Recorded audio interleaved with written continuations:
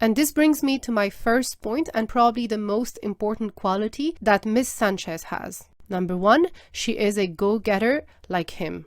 When you look at Lorraine Sanchez's life, you realize that she has come a very long way to be the successful woman that she is, exactly like Jeff Bezos.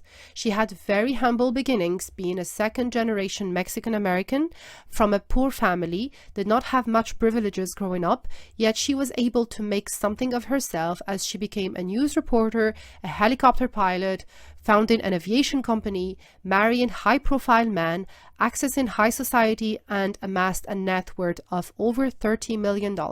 And that's way before she met Bezos. So this is a very accomplished woman who climbed the social ladder like no one else, and it seems to me that she did it mostly through relentless hard work and self-belief.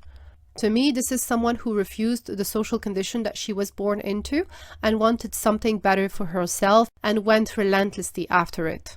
I don't know if she had much moral support from her family, but if she was the first one in her family breaking multiple levels of glass ceilings, I would say she must have had a huge amount of drive and self-belief. And this is not very common, ladies. Most people either remain within their social class level or they go up a little bit. And so Jeff Bezos can see himself in her. He can identify with this part of her for which he holds huge respect because he knows what it is like to start from the bottom and have only your ambition, your self-belief and your dreams and to make it. He himself did not have the best of beginnings. His mother, having him when she was 17 years old, broke up with his dad, who was an alcoholic, and then fortunately she met an ambitious Cuban immigrant who wanted to pursue the American dream, who became Bezos' adoptive father. Bezos started his company in his garage with very little money and had to build everything by himself. So when he sees that drive, that courage, and that resilience in somebody else, he admires it in the same way he admires it in himself. There is also a level of respect that a man can only reach for his other half if she was on the battlefield, if she had that experience of being on the ground, and if she endured the pain that comes with that. And because of her life experience, a man like Bezos sees Lorraine as someone whom he can reach that highest level of respect and mutual understanding and connection. He also sees in her one of the rare people who can see what he sees that many people miss and who gets him, because she also developed that ability to see things very differently from other people in order to become the successful person that she has become today, given her starting point. So with her, he feels heard, he feels understood, he feels seen, and above all, he admires her for taking on that similar challenging journey that he took on some years ago.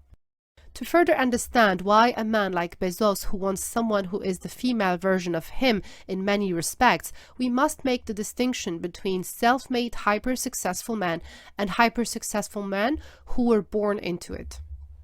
Someone who is born into wealth usually does not have to stretch themselves too much in order to reach higher levels of success. You know what they say, the hardest million you'll ever make is your first million. And we can use that idea for pretty much everything in life.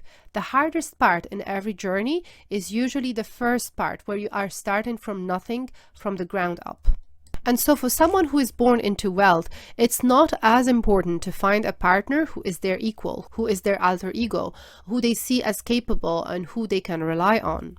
If they do, that's fine, but they're also happy having a trophy wife who plays a specific and oftentimes limited role in their compartmentalized lives. So they have a completely different mindset to self-made successful men. To show you that it's not only Jeff Bezos who thinks that way, but there are other self-made men who share the same mindset, the following clip is from a self-made internet famous multi-millionaire.